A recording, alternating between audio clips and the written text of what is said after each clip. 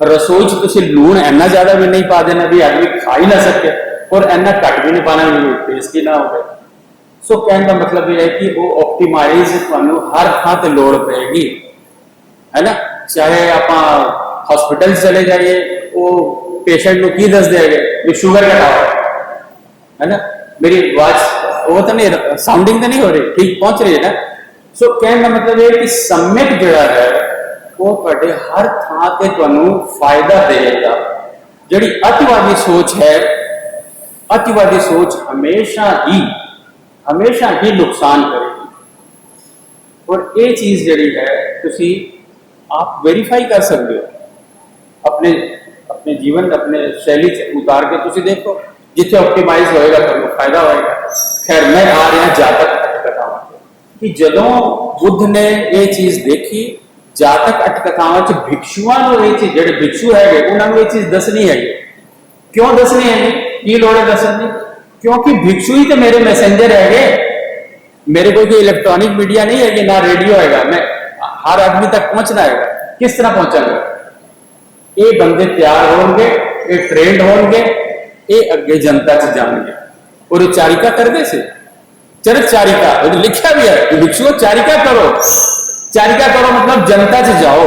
जनता जाओ मतलब तुसी जदों उसको कुछ तुहानू प्राप्त हो रहा है, तुहानू भिक्षा दे रहा है, तुसी भी कुछ उसनू दियो। जो तुहाडे ज्ञान और जो भी साधना का तुसी रिजल्ट हैगा, तुसी एक्सचेंज कर रहे हो, तुसी जनता ने कुछ दे रहे हो। और जनता जो केड़ी चीज दे रहे हैं, भिक्षु जब जा रहे हैं जनता केड़ी चीज दे रहे हैं? बुद्ध के सिद्धांत, 4 नोबल ट्रुथ्स, पंचशील। और ये जड़ा ज्ञान सम्यक का ज्ञान है ये जनता को पहुंच रहा है। ये टेक्निक है। साढ़े पाठी जाते हैं, करंट मान लो अखंड पाठ करके आएगा, जाके अखंड पाठ करते हैं, है ना। पर असी बड़ी श्रद्धा के नाल उन्हां दी सेवा करते हैं। बदले एक्सचेंज में सानू गुरु ग्रंथ साहब का पाठ सुनने को मिलता है। असं सुनिए ना सुनिए वो गलत चीज है, लेकिन उस आदमी ने या उस ग्रुप ने थोड़े तक वो चीज पहुंचाई है। ठीक है। अफसोस बुद्ध को ये चीज नहीं सी, ना तो पाली लैंग्वेज सीगी, ठीक है, और ना इस तरह का प्रोसेस सीगा। सारा काम ओरल हो रहा है। गुरु साहब की दात समझो कि सानू जिहड़ी है वो साडी लिपि मिली हैगी, साडे कोल एक चीज हैगी जड़ा इमीडिएटली कन्वे कर दी। तुसी 2 बार हुक्मनामा लेंदे हो सवेरे ते शाम, तुहानू वो चीज मिल जाती है। सो कहने का मतलब यह है कि गुरमत और बुद्धमत सिर्फ टेक्निक बदली है, कि टेक्नोलॉजी का फर्क आया है। चीज़ा वही ने। तो मैं अज सवेरे जो बैठे ना ताबिया पे, तो मैंने सर ये लाइना मिलियां, मैं शेयर करना चाहूँगा। ये लाइना मैं पढ़ दियांगा तुहानू, और बुद्धमत और गुरमत का बहुत सारी चीज़ा तुहानू इस चो ही क्लीयर हो जाएंगे। भी देखो ये हैगा अंग 1147 नंबर पे, पैरों महला 5वां, प्रथमे छोड़ी पराई निंदा।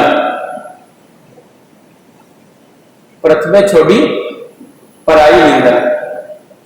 और सम्यक वाचा बुद्ध का सिद्धांत है सम्यक वाचा। सम्यक वाचा पहला आ जाता है निंदा नहीं करनी, दूसरे की निंदा नहीं करनी। ठीक है जी। की डिफरेंस होया जी? सिर्फ लैंग्वेज ही तो डिफरेंस आया, कंटेंट तो वही है। ठीक है। उन्होंने सम्यक वाचा कह के दस दिता भी पराई निंदा नहीं करनी, झूठ नहीं बोलना, दूसरे का दिल नहीं दिखाना। ठीक है। ये सम्यक वाचा के अंदर आ जाते हैं। वही चीज़ा पर गुरबाणी गुरबत भी मिलदियां है। अगे लाइना भी सुन लो ना। प्रथमे छोड़ी पराई निंदा, उतर गई सब मन की चिंता। चिंता तकते का दद्दा होगा, चिंता। लोभ मोह सब कीनो दूर, परम बैसनो प्रभ पेख हजूर। ऐसो त्यागी विरला कोय, हर हर नाम जपे जन सोए। ठीक है जी। मैनू तो धम्म पद तो भी चीज़ा मैं गाथा तो इस तरह ही कोट की जा सकती, सेम चीज। और हैरानी तो ये भी होएगी कि गुरु ग्रंथ साहब की गाथा है, पढ़ी किसी ने ਜਿਹੜੇ ਇੱਥੇ ਸਿੱਖ ਰਿਲੀਜਨ ਦਾ ਐਮਏ ਕਰ ਰਹੇ ਨੇ ਉਹਨਾਂ ਨੂੰ ਇਹ ਚੀਜ਼ ਤੇ ਜ਼ਰੂਰ ਦੇਖ ਲੈਣੀ ਚਾਹੀਦੀ ਹੈਗੀ ਕਿ ਗੁਰੂ ਗ੍ਰੰਥ ਸਾਹਿਬ ਵਿੱਚ ਗਾਥਾ ਹੈ ਨਾ। ਔਰ ਜਦੋਂ ਗੁਰੂ ਅਰਜਨ ਦੇਵ ਜੀ ਕੋਲ ਆਏ ਨੇ ਬੁੱਧ ਮਤ ਦੇ ਮੰਨਣ ਵਾਲੇ ਤਾਂ ਉਹਨਾਂ ਨੇ ਇਹੀ ਕਿਹਾ ਸੀਗਾ ਵੀ ਤੁਸੀਂ ਸਾਰੇ ਧਰਮਾਂ ਦਾ ਇਕੱਠਾ ਕਰ ਰਹੇ ਹੋ ਹੈ ਨਾ, ਸਾਰੇ ਸੰਤਾਂ ਨੂੰ ਇਕੱਠਾ ਕਰ ਰਹੇ ਹੋ, ਸਾਰੇ ਭਗਤਾਂ ਨੂੰ ਇਕੱਠਾ ਕਰ ਰਹੇ ਹੋ ਵੀ ਸਾਡੀ ਬਾਣੀ ਵੀ ਵਿੱਚ ਹੋਣੀ ਚਾਹੀਦੀ ਹੈ। ਇਹ ਤਾਂ ਯੂਨੀਵਰਸਲ ਗ੍ਰੰਥ ਤੁਸੀਂ ਬਣਾ ਰਹੇ ਹੋ ਤੇ ਵਿੱਚ ਬੁੱਧ ਦੀਆਂ ਗਾਥਾਵਾਂ ਵੀ ਹੋਣੀਆਂ ਚਾਹੀਦੀਆਂ। ਗੁਰੂ ਸਾਹਿਬ ਨੇ ਕੀ ਕਿਹਾ ਸੀਗਾ ਕਿ ਮੈਂ ਜੋ ਕਰ ਰਿਹਾ ਹੈਗਾ ਉਹਦੇ 'ਚ ਤਾਂ ਮੈਂ ਗ੍ਰਹਿਸਥ ਧਰਮ ਪਹਿਲਾਂ ਕਿਹਾ ਹੈਗਾ, ਤੁਹਾਡਾ ਤਾਂ ਸਿਸਟਮ ਹੈਗਾ ਬਿਲਕੁਲ ਪ੍ਰਵਰਜਿਆ ਲੈਣੀ ਹੈਗੀ, ਗ੍ਰਹਿਸਥ ਦਾ ਕੋਈ ਮਤਲਬ ਨਹੀਂ ਹੈਗਾ, ਕਿਸੇ ਪਰਾਈ ਜਨਾਨੀ ਨੂੰ नहीं देखना हैगा, वो तो सिख धर्म भी है पर ब्याह ही नहीं कराना ये तो साडे मत में नहीं है, इस करके नहीं है ना। जो डिफरेंसिस बाद में आए ने मान तुम कह सकते हो अगला वर्जन बुद्ध मत का बाकी चीज़ा वो है, लेकिन बिगिनिंग शुरुआत जिस तरह होनी है, शुरुआत तुसी मारे सिर मुंडा के चीवर पा के ऐसा नहीं कर तुसी एक विनय पिटक की जी शिक्षा हैगी उसनों अपने जीवन च ढाल के वो तुसी काम शुरू कर।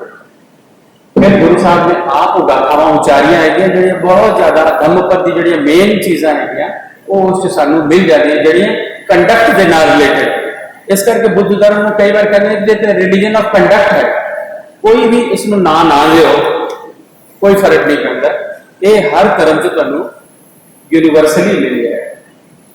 जोड़े पांचशील जन कहते हैं तो जोड़े बुद्ध के नहीं भी कर रहे तो इस चीज़ को पढ़ाया जाएगा। पंचशील बहुत ही कॉमन है, कॉमन टू ऑल रिलीजन्स। तो सेम चीज अगर मान लो कोई फॉलो नहीं करता, मैनेजमेंट का अर्थ लोड़ पैंदी है ना, डू यू एग्री? मैनेजमेंट की लोड़ कितने पैंदी है जिथे वो चीज जे रूल बनाया है भी 9 बजे पंक्चुअल तुसी आना है, 9 बजे ऑफिस का काम स्टार्ट हो जाना नहीं लो 9:15-20 तक चलो ठीक है, रजिस्टर बाहर रखा है, कोई साइन करके आ सकता है। उस तो बाद के सारा मैनेजरियल प्रॉब्लम है ना, मैं फर्ज करो 2 घंटे बाद पहुंचा, उस तो बाद तो मेरा हेड ऑफ द डिपार्टमेंट में कॉल करेगा ना कि नहीं करेगा, मैनेजरियल प्रॉब्लम हो जाओ। बिहार में भी उस तरह की मैनेजरियल प्रॉब्लम होती सी। जेडे साधना करते हैं अज भी विपස්සना साधना या बुद्ध धर्म जी साधना करते हैं 4 बजे टल्ली वज जाती है, 4 बजे तुसी तैयार होकर के उत्थे साधना स्थल पे पहुंचना है। फर्ज करो मैं बहुत ही लेथार्जी का मैं नहीं पहुंच रहा, फिर उसका की करोगे? एक बंदा आंदा है फिर उठांदा है चलो सरदार जी टाइम हो गया, 15 मिनट बाद फिर आएगा तो चलो, समझे नहीं? ये मैनेजरियल हो गया। हुण उस विच अगर मान लो कोई रुखा मैनू बोल जाता है तो एक प्रॉब्लम कॉम्प्लीकेटेड हो गई कि नहीं हो गई? फर्ज करो उसने मैनू गाली कट दी भी तुसी आए थे है चंडीगढ़ तो और बदमाशी कर रहे थे, वो की नहीं रहे, साधना कर नहीं जा रहे, ठीक है, मेरा दिल आहत हो गया, मैं कंप्लेन कर देती, तमीज नहीं है कि गल कर दी, ठीक है। ये मैनेजरियल प्रॉब्लम्स हो गई है। मैं साफ साफ तुहानू करके दस रहा कि ऐसा की मैनेजरियल प्रॉब्लम जातक अर्थ कथा में आंदी है, उसका निपटारा किस तरह करना है वो अतीत कथा में तुहानू सुनाई जाती है ताकि आदमी द साइकोलॉजी चेंज हो जाए। और उस विच एक कैरेक्टर आता है बोधिसत्व जिसनों समझ लिया जाता है, क्योंकि अंत में बुद्ध कहते हैं कि वो बोधिसत्व कोई और नहीं मैं सीगा, ठीक है। इस करके लोगों ने समझा कह रहे बुद्ध का पुराना जन्म सीगा है ना, बुद्ध पहला घोड़ा होए सी या होर बंदर बने सी या फलाना समझे चंडाल सीगे वगैरह वगैरह। पर भाई साहब वो एक कहानी कहने की स्टाइल है, वो कहानी कहने बुद्ध उसके थ्रू तो समझा रहे बोधिसत्व दे मार्फत वाया बोधिसत्व तुहानू वो गल कह रहे, क्योंकि क्यों कह रहे हैं की लोड़ है तुहानू सामने भी तो फर्ज करो कोई भिक्षु जड़ा है उसने गलती की है उन्होंने सामने भी तो डांट सकते है ना, क्यों ऐसा कर रहे हैं कि कल तो लोड़ रही है कि बच जाओ, ठीक है। पर इस तरह बुद्ध नहीं कहेंगे। That is not the proper management. Proper management की है कि उस जगह वो प्रॉब्लम को समझ के किहड़े बैकग्राउंड तो आया है, उसका की साइकोलॉजी हैगी, उसको समझ के उसको एक कहानी के मार्फत ये चीज दसी जाए, भाई तू ये काम गां नहीं करना। ठीक है, ये कहानियां है जातक अठ कथावां। ठीक है जी, जन्म साखी और मैं अपने लेक्चर कंक्लूड करन जा रहा। जन्म साखी है जी गुरु साहबान नाल दे जीवन नाल संबंधित है, उस तो भी बहुत मैनेजमेंट की चीज़ा निकलदियां है ना, बहुत मॉरल वैल्यूज मिलदियां है। लेकिन जन्म साखियां का जिहड़ा उद्देश्य हैगा वो ये नहीं सीगा। अगर उससे मिलता है तो एक्सेप्ट उसको यूज कर दो, वेल एंड गुड, बहुत अच्छा कर दो, पर उसको यही सोच के कि मैं इसको कटनी कटनी, इसको मैं मैनेजमेंट ही कटना है भाई। अगर मिलता है तो ले लो, लेकिन it is not a fault. इस जन्म साखी को इस करके नहीं लिखा गया कि उसको पढ़ाने वास्ते मैनेजमेंट इस तरह का पढ़ाने वास्ते किया जाए। ठीक है, वेयर एज इन कंट्रास्ट जातक अठ कथावां जिहड़ियां वो द ऑब्जेक्टिव होर सीगा, इस करके वो इन्ना वड्डा ग्रंथ इन्ने सालों में कंपाइल किया जा सकिया है। डॉक्टर साहब इजाजत। ठीक है, ठीक है। अच्छा, ठीक है, ठीक है, बहुत अच्छा sir, thank you so much. एक कथा मैं बहुत ही प्यारी कथा सुना रहा, जेड़ी कि आम बाजार से कोई किताब चकोगे ना, जातक टेल, जातक कथा वो सुनने मिल जाएगी। एकदम बहुत ही छोटे छोटे बच्चों में पढ़ाया जाता है और बकायदा उस डिपिक्शन होता है, फोटोग्राफ बना के, क्योंकि उस बड़े सपोज करो असी बच्चों को दसना है जंगल में केड़े केड़े जानवर मिलते हैं। ठीक है, उसकी एक कहानी तुहानू सुना रहे हैं, अंग्रेजी किताबों से मिलेगी, आम कहानी है कि एक खरगोश है, वो एक दरख्त के थले सौ रहा है ना, उपरों कोई भारा या फ्रूट है या बेल होएगा या है ना, वो गिर गया, वो साउंड नाल चौंक के उठता है ना, चौंक के उठा और वो कहते कि धरती गिर गई, भी डिग गई धरती है ना, भजना है, धरती डिग रही, धरती डिग गई, धरती डिग गई, सब जरा सुनता है वो भी पीछे पीछे धरती डिग गई, धरती डिग गई, पूरा जंगल जड़ा है वो शोर मच गया कि धरती डिग गई है ना। उन किताबों की है कि वो सारे जानवरों की तस्वीर दे दी गई, उधर हिरन भी आ गया, फलाना भी आ गया, वो बच्चों को समझाने पे देखो हिरन इदा का होता है, एक कबूतर इस तरह का होता है, एक एडवांटेज मिल जाता है, उस कहानी चो एडवांटेज मिल गया, बच्चों को दस दी भी इदा इदा दे मिलते हैं जानवर। वो सारे जानवर पीछे पीछे जा रहे हैं और शोर बहुत बचा हुआ है, पूरा जंगल शोर। और जरा बोधिसत्व है, इससे दिखाया गया कि शेर है, शेर अपनी गुफा च रौला हो रहे है, मतलब गुस्से नाल निकल जाएगा की प्रॉब्लम व्हाट इज, बाहर निकल कहनी कि धरती गिर गई सर, धरती गिर गई। अच्छा, किसने देखी धरती गिर गई? वो कहता उसने देखा, वो कहता उसने देखा, उसने देखा, उसने देखा, करते करते देखा था किसने सीगा, खरगोश। खरगोश आगे गल भी तू देखा, हाँ जी मैं देखा, चल दिखा मैनू, गया उसे जिते सौ रहा सी खरगोश, देखा था तो बेल फल सी, बोधिसत्व चक लेना भी धरती है ये। तो कहने का मतलब है कि इस तरीके नाल इस मॉरल स्टोरी की निकलती है कि तुसी मतलब सुने सुनाई गल पे ना यकीन करो, पहला उसको वेरीफाई तो कर लो है ना।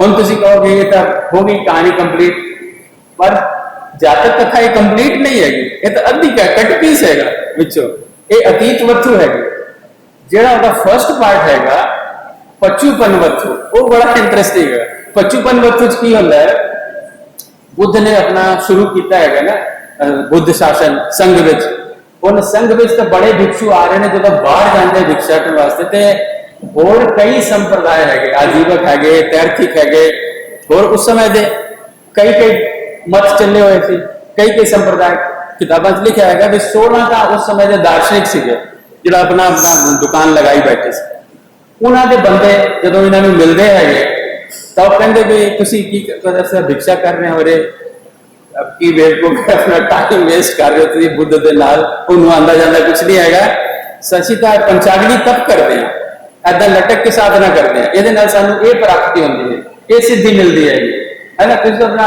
अंजाई करी जा रहे तुम टाइम वेस्ट कर रहे और वो बंदे जड़े है भिक्षु वो कट्ठे होते हैं शाम को देखो कि हर कहानी ना धर्म सभा लगी हुई है हर जाता कट कर एक शैली है स्टाइल है बस करके दस रहे हैं कि उस तो कोई बहुत ज्यादा घबराहट की गल नहीं ये स्टोरी कहने की स्टाइल है कि धर्म सभा चल रही है उसमें भिक्षु शास्त्रा नाल एक्सचेंज करते हैं वो दसते है कि बाहर तो इदा इदा हुण उत्थे मैनेजरियल प्रॉब्लम की है मैनेजरियल प्रॉब्लम ये है कि मेरे को 5 का स्टूडेंट आए है 2 उन्होंने बरगला रहे हैं इन्हों आइडिया तो है नहीं कि वो जरा कह रहे कि बकवास कर रहे हैं ना कुछ होता है या नहीं होता लेकिन अगला बंदा चला जाएगा पटक जाएगा रास्ते तो मैं सीधे रास्ते तो लैके चल रहा ये होर दे होर योगा ते फलाना यज्ञ ते फलाने पंचाग्नि तप वगैरह जा रहे हैं ते इस कहानी को निकल के फिर शास्त्रा ने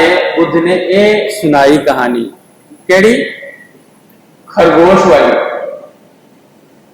ये जी कहानी पहला तुम सुनी होगी ये सैकेंड पार्ट है इन्हें कहते अतीत वत्थु मतलब एंशियंट स्टोरी पहला जो प्रेजेंट स्टोरी हैगी उस प्रॉब्लम इंडिकेटेड हैगी की प्रॉब्लम हैगी भिक्षुआ का जरा मन च शंका आई हैगी होरले संप्रदावां तो मिल के उसनों दूर करना है उसका खंडन इस तरह नहीं कहेंगे कि बकवास लोग कर दिया गए थे इस तरह है ना कुछ भी कह सकते थे मतलब दूसरा मैनेजर होता था कुछ भी कह सकते थे लेकिन शास्त्रा इज ए गुड मैनेजर वो बुद्ध जो है वो मैनेजमेंट का इस तरीके उन्होंने दस रहे भी ठीक है तुम वेरीफाई कर लो कहने का मतलब यही है कि अगर वो धरती यही है जो खरगोश कह रहा है तो एक बार घट्टो घट पता तो कर लो कि सच्चाई की है ठीक है हम कहानी के लास्ट में ये कह देंगे भी वो जरा शेर सीगा वो और कोई नहीं माने शेर बोधिसत्व है बोधिसत्व और कोई नहीं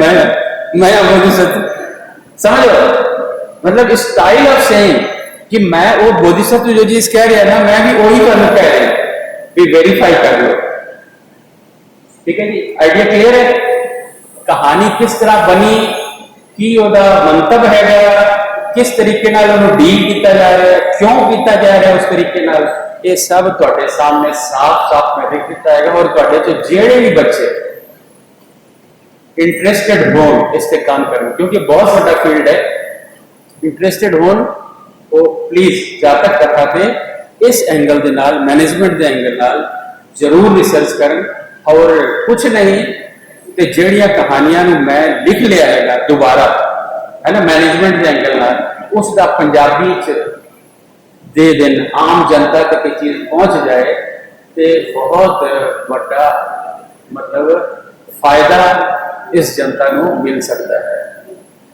सिंगल च गया सिंगल च उन्होंने इस चीज को कबूल किया कि यस सर ये कथावां ठीक है कि असं सिंगली चीज़ों बिल्कुल तुम जो एंगल दिता है मैनेजमेंट के एंगल नाल असं सिंगली च करांगे बंगाल च उन्होंने काम स्टार्ट किया है ठीक है इसको बंगला च किया जाए इस तरह नहीं कि तुहाडे चो कुछ उगे विद्वान निकलन कुछ इंथुसियास्टिक थे वो इस तरह का काम करन ते जनता का बहुत फायदा है कि जातक का जो सही सही मूल्यांकन है वैल्यूएशन है ना वो हो सकेगी और एक सही चीज जनता को सम्यक दी मिल सकेगी तो सबका बहुत बहुत धन्यवाद जिन्हें भी लोगों ने सुनिया है उन्होंने ये जरूरी है कि वो मेरा काम करें और लोगों को दस दें अपने जोड़े फ्रेंड्स है फ्रेंड सर्कल नवी पीढ़ी आ रही है नवी पीढ़ी को ये दसो भाई ऑप्टिमाइज करो प्लीज ऑप्टिमाइज तुहानू 5 शर्टां की लोड़ है ना मान लो एक 5 दिन होंगे ने वर्किंग डे अलग अलग दिन शर्ट पाने है 5 शर्टां की लोड़ है 50 का की मतलब है 50 रखने का की मतलब है ऑप्टिमाइज करो 10 रख लो कंज्यूमरिज्म की जी लहर चली हुई है हिंदुस्तान च दुनिया को पागल कर देनी है दुनिया की हैप्पीनेस जिहड़ी है दुनिया का जिहड़ा सुख है ना, सुकून है, उस कंज्यूमरिज्म ने खत्म कर दिता है। उसनों तुसीं दोबारा स्थापित करो। समृद्धि जिहड़ी कहने का मतलब जिहड़ी प्रोस्पैरिटी है, जिहड़ा हैप्पीनेस है, वो ये है कि असीं ऑप्टिमाइज करिए। बहुत ज्यादा पेस्टिसाइड यूज ना करो। ये जिहड़ी अपनी जनता ये अपने ऑप्टिमाइज कर दी, इसको इस तरह के नाल पिंडां तक पहुंचाओ। बहुत ज्यादा दवाइयां भी लेके कोई फायदा नहीं है। हर चीज की अति जिहड़ी हैगी वो नुकसान करेगी।